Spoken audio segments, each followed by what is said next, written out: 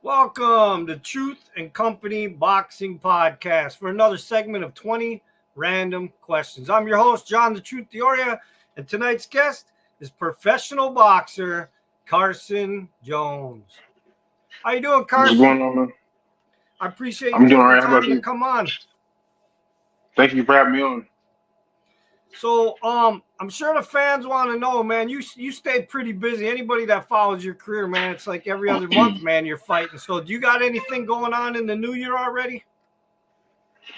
Not yet, man. I'm trying to get down and weight first. I hopped on the scale today. I was 205 pounds, and you know that's way above my limit. So I'm gonna start dropping weight in the next few weeks. Wait a minute, 205? You're at a heavyweight level right now? 205, bro. That's the heaviest I've ever. Well, second heaviest I've ever been. Okay, and just so the fans know, what weight do you usually fight at? Either 154. Before that, it was 147. So yeah, that's quite a bit of weight you got to lose, man. Yeah, so I'm actually kind of in the middle of trying to decide whether I even want to keep fighting or whether I want to go for one more outing.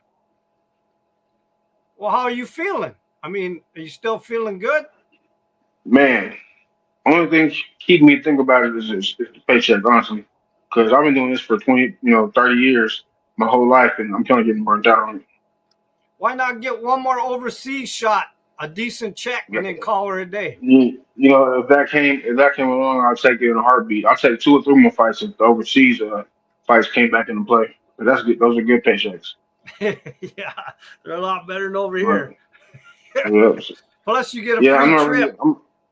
I'm not looking forward, looking for any Oklahoma fights. Maybe somewhere in California or Vegas, where at least I can make a decent check. But hopefully, those overseas fights come back too. Okay, so you ready for these random 20 questions? Not really. All right, question 1. Tell me about your background and your upbringing a little bit. Not about the boxing. I just want the fans to understand how you grew up and where you came from. I grew up in a really good home. I was actually adopted when I was about 5 weeks old, I believe, by a woman that has my heart, my adopted mother and father. I have a little brother. He's 4 years younger than me. I had a stepbrother. Around the time I turned 7 years old, I met my biological sister and my middle brother, which they were all adopted as well. And the rest is history. I'm kind of just doing my boxing thing, and that's what I know. So where exactly did you grow up then, so the fans know? Oklahoma City, Oklahoma. It's like north of Edmond, Oklahoma, which is a bigger city in Oklahoma City. Okay. All right. Question 2. So how did you get involved in the sport of boxing? Well, I was never good at any sport other than fighting in school, and I wasn't even good at that. In school, I had a couple butt whippings, if you will. But I think it's just the one-on-one aspect I like about boxing. There's nobody in there but you and the other opponent. I was actually taught by Buck Smith. You remember Buck Smith? I remember the name. Yeah, he was like 185 wins and 15 losses way back in the day. He taught me how to box. But I mean, how did you decide just to go find a gym one day? I think I went to go see the movie Ali, and I think it was on a Sunday. And that Monday, I was in the phone books looking for a boxing gym. Luckily, it was one that had just opened, probably like maybe 2 weeks prior to me looking for the gym. So it was fate, I guess. Okay. All right. Question 3. What boxers have inspired you in your career? Obviously, I'm Muhammad Ali. I won't say Floyd because I really didn't like Floyd at the beginning of my career. He was just kind of boring to me. But Arturo Gatti, Mickey Ward, guys like that, guys that was rough and tough, go out there and just bang it out type fighters. Okay. Question Also, I would four. say Oh, Mildred Taylor too. Mildred Taylor. okay. Yeah. And if anybody knows who that is, man, he got robbed. With Chavez, yeah, that was a Yes. terrible. And the Beyond the Glory or whatever that show was called. That was a sad. Have you seen that one I'm not sure I where have. Mildred Taylor can barely talk and lost all his money and all that stuff? Which that happens to a lot of fighters after their careers if they don't take care of it. No, I agree with you. Question four. Do you have any hobbies outside the sport of boxing? I used to play the piano quite a bit. I've kind of forgotten how to read music, but I still dabble when I'm back in the city when I can find a piano. Okay, Um, now you say play. Like, have you done actual shows and stuff, or you just mess around? no, nothing big. It was more so when I was a kid. But I do have a keyboard that I used to, dabble, mess around with every now and again back when I go home. What else? I like playing spades. It's one of my favorite card games these days, and I'm pretty good at it. I think so anyway. Okay. I don't All right. really do Question. too much Oh, else. okay. Question five. Do you have any boxing superstitions? I don't. Just don't split the pole. If you walk with me to the restaurant, to the mall after the weigh-in, do not split the pole. Okay. And that's with anything really. Believe it or not, that's not the first time I've heard that. It wasn't the last season, I'm sure. Question six. Do you have any pre-fight meals that you always have to eat before a fight? Breakfast on the Saturday or whatever the fight is, has to be pancakes. Nothing else. Just pancakes. So no sausages, no toast, nothing? Nah, just pancakes. And preferably if there's some type of cheesecake pancakes, I'm going straight for I it. didn't even we know were there was actually cheesecake pancakes. oh yeah, bro. You can make pancakes out of anything. And there was actually one time in England they didn't even know what pancakes were at this restaurant, so we had to go walk probably about 30 minutes just to find pancakes. Okay. Question seven. What's the craziest or the funniest story that ever happened between you and a boxing fan? Can I say whatever Yeah, go ahead. on Say here? anything you want. I, I've signed the cheese of some chick before. That was pretty cool. I actually seen a picture of it yesterday because somebody sent it to me. Okay. Good. All right. Question eight. If you could star in a movie with any actor, who would it be? Samuel L. Jackson. Just to I love the way he cusses and yells at the same time. Okay. Question nine. Do you like clowns or do they freak you out? I'm not really. I'm not really. I'm actually a pretty big fan of certain clown movies, like It. I love that movie. It too, the new one, not the old one. But I don't have any like fears or anything. My kids do. Okay. All right. Question 10. What has been the biggest accomplishment in your life? That's a good question, man. So I'm an I'm alcoholic. I've been having it for years.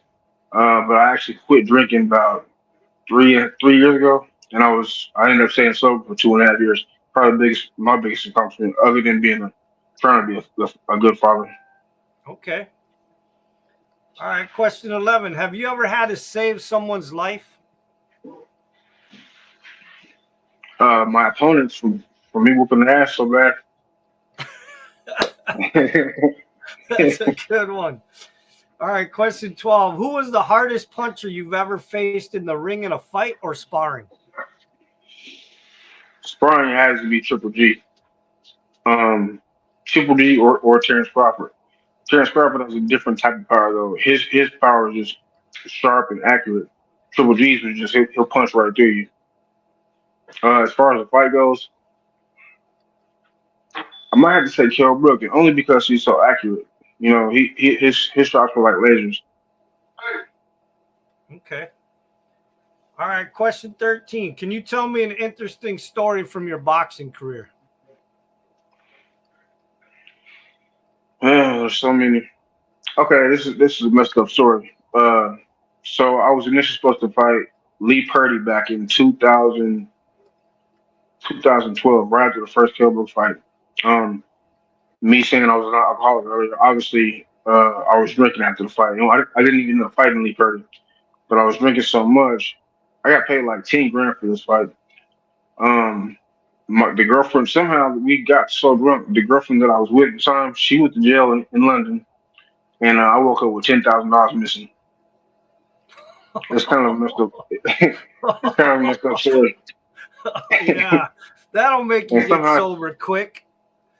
well, yeah, she got out of jail somehow, and Christmas sucked that year, but we're alive today. Okay. Did you ever get your money back? No, never. And I think I know who did it, but I won't say it on her because he claims he got saved. It was the guy that I fought that night, though. That's why I think about it. Okay. All right. Question 14. Who has been your favorite opponent to fight? Probably Kell Brook, just because I got paid the most off of his the first fight. That's my biggest paycheck.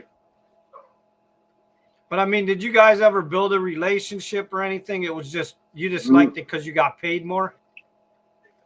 I mean, yeah, because I kind of like money a little bit. I'm not too good with it, but I like it just 'cause it was my biggest paycheck. Probably the second one I have to say is Tyrone Brunson. We actually became developed a small relationship, became friends.